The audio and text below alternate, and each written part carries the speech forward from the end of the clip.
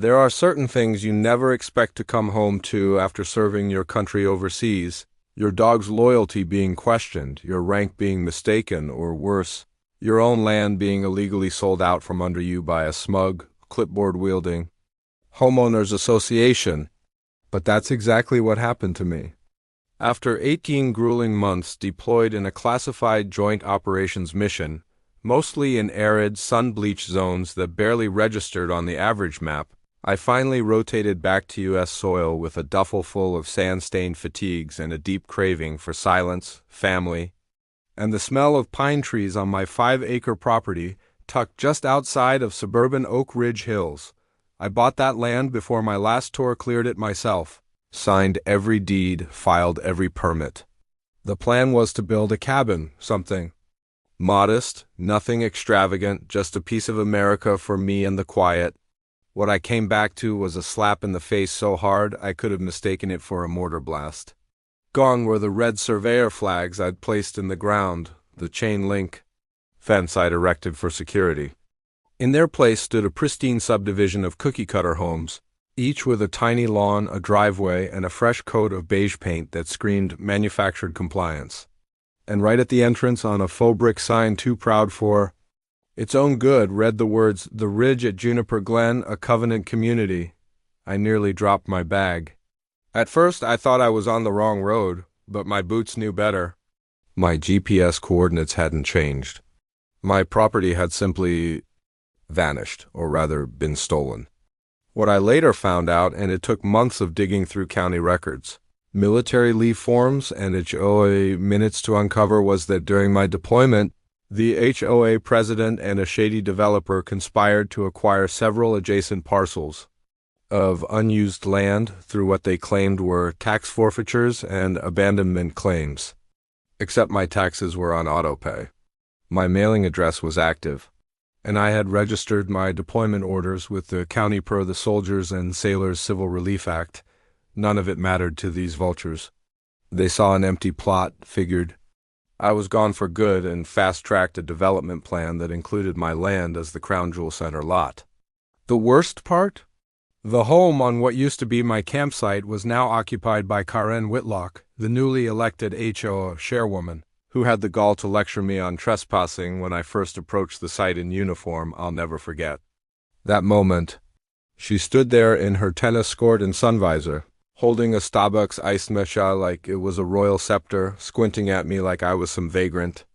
"I'm sorry, sir, but you're not allowed past this point unless you're a resident or have HOA authorization." I said nothing at first. I simply stared. Then I pulled out a laminated copy of my land deed and deployment orders and handed them to her. She looked at them like they were written in a foreign language. "This has to be some mistake," she said with a nervous giggle, her eyes darting around for witnesses. "That lot was sold last year. It was never for sale," I replied calmly, though my blood boiled. "And unless the Department of Defense stopped existing, I never relinquished ownership." She gave a smirk then, the kind of dismissive curl of the lip that people reserve for those they think they can outmaneuver. "Well, if you have a problem, take it up with the county." So I did, and the county told me, after some administrative shoulder-shrugging, that the sale was legal on paper, a loophole exploited due to a temporary misclassification caused by a clerical error during my deployment. "You'll have to go through civil court," they said, civil court. As if I had the time or desire to spend the next 3 years battling the HOA in a courtroom while my land sat under a vinyl-sided hive of soccer moms and Faux-Tuscan architecture. That's when I remembered something important. I wasn't just a soldier, I was a military logistics officer with top-level clearance and connections to a very specific arm of the federal government that handled infrastructure, training simulations, and eminent domain. It wasn't about revenge, not at first. It was about justice. And justice, in my hands, came with tactical precision. Over the next 6 weeks, I made a few quiet calls to JAG officers, federal property attorneys, and one particular Army Corps of Engineers contact who owed me a favor. I compiled everything: satellite images, tax history, deployment documentation, drone footage of my land before the subdivision. and a growing paper trail of how the HOA had steamrolled through multiple zoning violations using influence and cash donations. Turns out they'd greased more than a few palms to push the sale through under the radar. Then I filed a formal petition with the Department of Defense, requesting temporary usage rights for land previously designated as civilian property but now improperly repurposed my land. I invoked a rare clause buried in military logistics law, designed for emergency training operations and land recovery exercises. My justification? The area had already been flagged as vulnerable due to its proximity to a sensitive power grid and emergency response route. All it needed was a security-based reevaluation. A month later, trucks rolled in. Not civilian ones. Military, green, diesel-throated, marked with stenciled letters.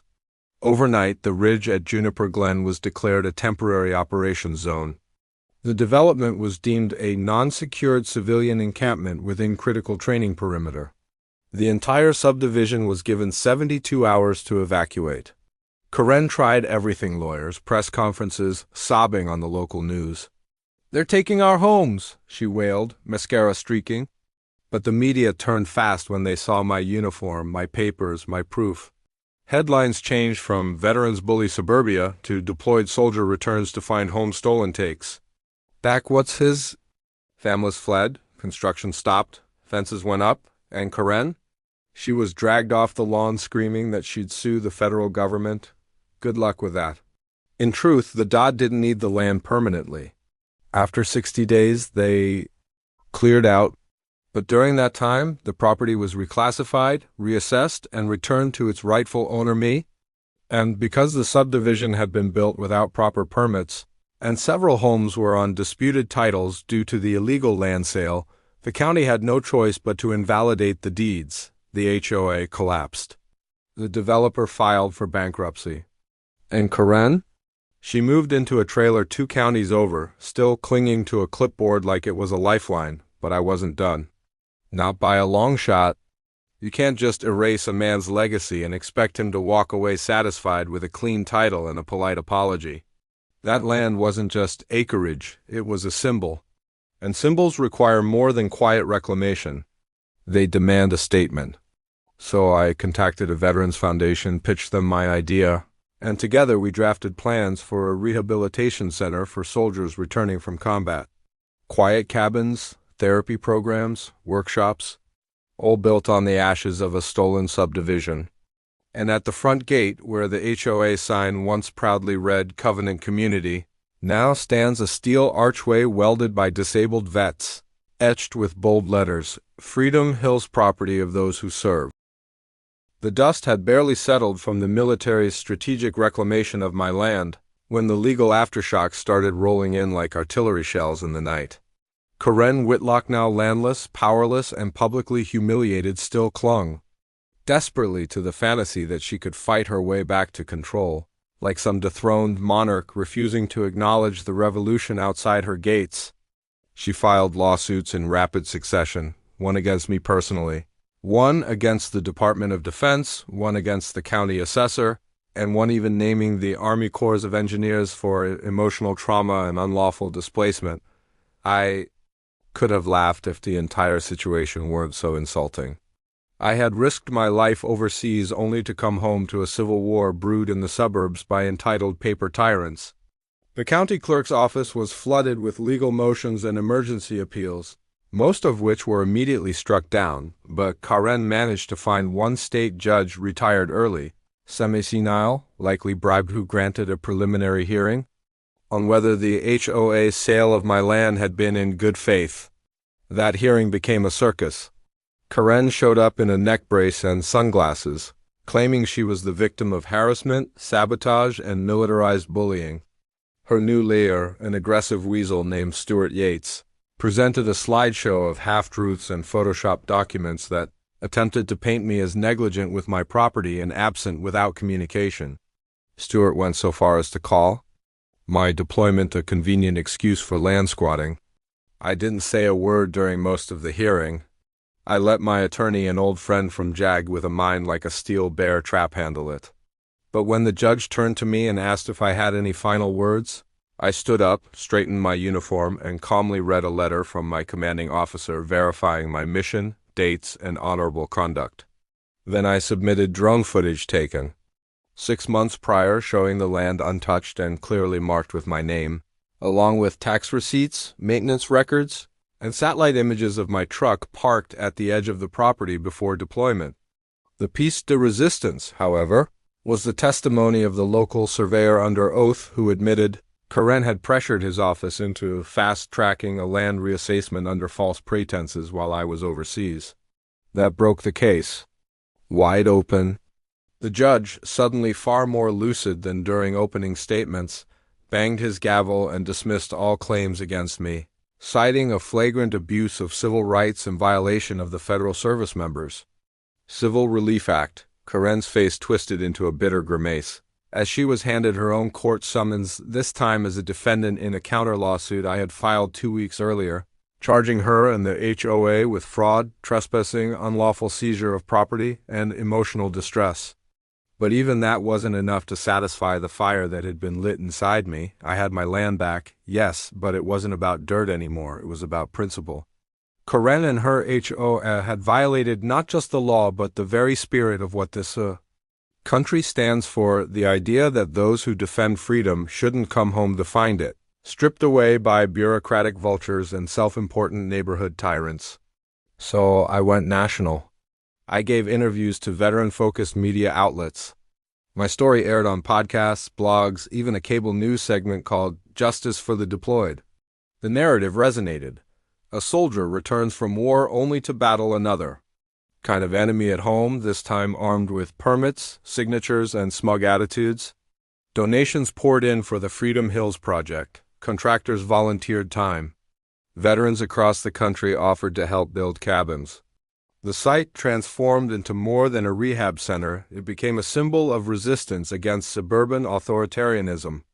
Meanwhile, Karen's life crumbled. Her assets were frozen pending litigation. Her reputation, once bolstered by her reputation as a community organizer, was destroyed. Parents pulled their kids from the PTS she once ran. Her real estate license was suspended indefinitely after ethics complaints poured into the state board. The media hounded her, and despite several pathetic attempts to rebrand herself as a victim of military overreach, the court of public opinion judged her far more harshly than any judge in a robe ever could. But poetic justice wasn't complete yet. About 6 months after the court's ruling, I received a call from an old Army buddy stationed at a regional FEMA coordination office. Turns out the state was looking to expand disaster response zones in rural areas with secure, veteran-managed facilities. Freedom Hills checked every box. After a few months of back and forth, it was approved my land was now a certified emergency response hub. We received funding for a helipad, Combs bunker, and mobile trauma unit. What had started as a stolen piece of land had evolved into something larger than any of us imagined. Karen's subdivision, condemned. Half the homes were built over improperly zoned soil. The developer, already bankrupt, skipped town. Several homes were auctioned off for pennies, and some were torn down entirely to make room for the new training annex. A few of the original homeowners reached out, apologized, and asked if they could volunteer at Freedom Hills. I welcomed them. Most were just regular folks caught in Karen's power trip. And when the ribbon-cutting ceremony was held complete with military band, state representatives and local press eye stood at the front in full uniform, cut the ribbon with my old combat knife, and saluted a flag raised over the exact spot where Karen had once stood, yelling at me for trespassing. And in a beautiful twist of fate, the keynote speaker that day was the same judge who had originally ruled in my favor. He had retired shortly after the case and spent his free time volunteering for veterans' causes. As he spoke about sacrifice, justice, and the dangers of unchecked power in civilian hands, I saw Karen watching from a nearby hill. I don't know how she got there. Maybe someone told her about the event. She wasn't wearing a visor anymore. No clipboard. Just silence, and a face full of regret as she watched the community she once tried to gatekeep rise from the ashes of her arrogance. And me, I sleep better now. Not just because the land is mine again or because I wake up to the sounds of fellow veterans rebuilding their lives in the cabins we built together, but because I know that sometimes, when the world tries to cheat you while you're away protecting it, there's still a way to fight back and win. You don't always need weapons. Sometimes all it takes is patience, proof, and the kind of unwavering resolve that's forged overseas and sharpened by injustice. I didn't just reclaim my land. I reclaimed the principle that no HOA, no matter how loud or petty, gets to rewrite the rules of justice while a soldier is at war.